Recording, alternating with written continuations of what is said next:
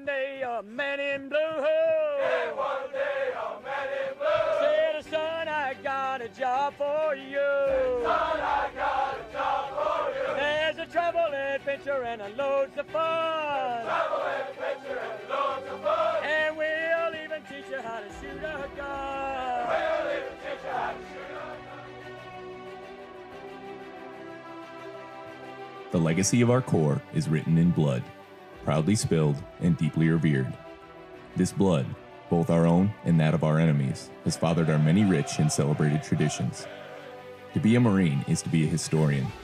It is embedded within us to remember, honor, and revel in the glow of our greatest men and women, and their triumphs long past. Since its conception, the doctrine of the Corps has been simple.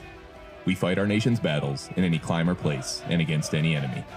Whether we are outnumbered by conventional forces or fighting an elusive enemy on their own turf, the Marines are the first to respond when our nation calls. While we stand as a force in readiness, it is our responsibility to spearhead the protection of international interests and assets, while also fighting tyranny and oppression of all peoples, regardless of their nationality. As we approach nearly 2.5 centuries of service to our nation, there is plenty for those aboard Marine Corps Base Hawaii to celebrate. Marine Corps Base Hawaii didn't start as much. It was commissioned as an Army military reservation in 1918. A single defense battalion occupied the Mokapu Peninsula for 3 decades. In the tumultuous years preceding World War II, Imperial Japan began stretching its tendrils into the Pacific. Recognizing Hawaii's important strategic position, President Roosevelt ordered the construction of Naval Air Station Kaneohe Bay.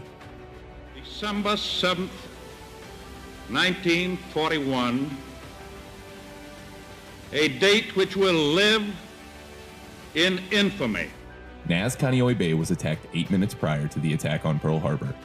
It was during this battle that Navy Chief Aviation Ordnanceman John Finn defended the flight line aboard the air station from the hail of a Japanese aerial assault, manning a .50 caliber machine gun for over 2 hours and sustaining 21 distinct wounds. Finn's heroic actions earned himself the first Medal of Honor to be awarded in World War II. NAS Kaneohe became a crucial jumping-off point for Navy and Marine Corps forces entering the Pacific theater. It played an instrumental role to the success of the island-hopping campaign that ultimately led to Japan's doorstep and their surrender.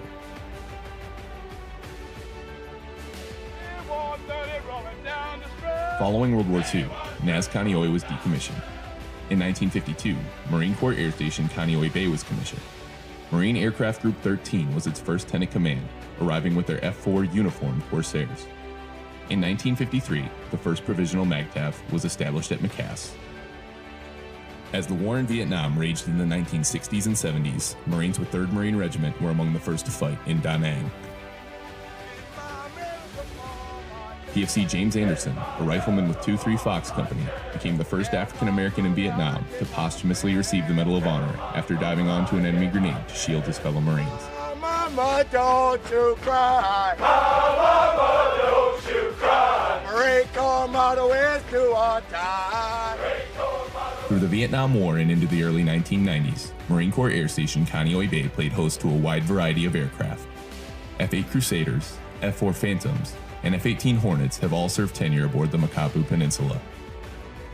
In 1994, however, F-18s and CH-46 helicopter squadrons were realigned to Marine Corps Air Station Miramar, leaving CH-53 Delta squadrons as the only operational aircraft. Shortly after in 1994, the Marine Corps consolidated all installations and facilities under a single command identified as Marine Corps Base Hawaii.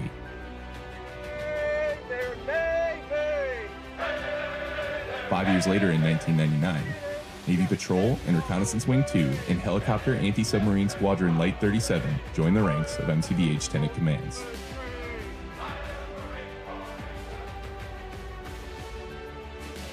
In 2009, Marine Corps Air Facility was redesignated Marine Corps Air Station by Headquarters Marine Corps.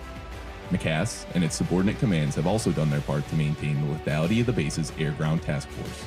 Both HMLA 367 and HMH 463 have supported combat operations in Desert Storm, Operation Iraqi Freedom, and Operation Enduring Freedom throughout the years.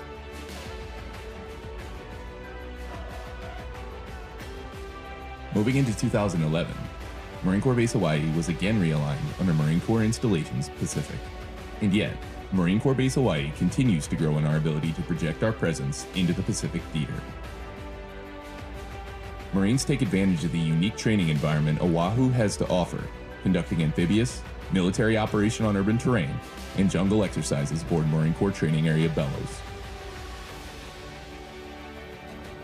In 2017, VMM 268 and VMU 3 squadrons were established at MCBH.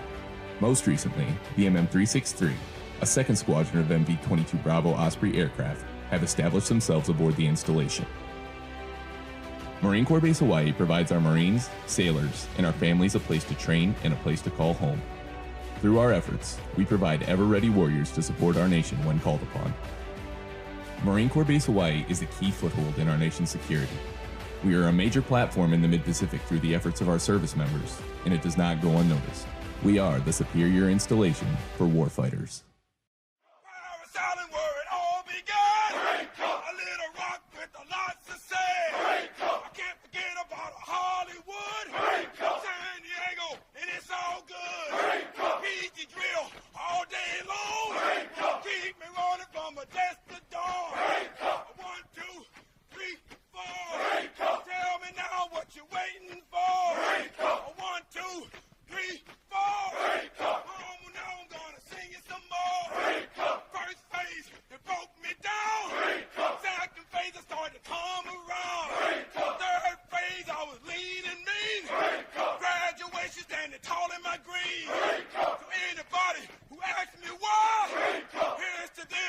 Here's my reply. I'll be a Marine till the day I die.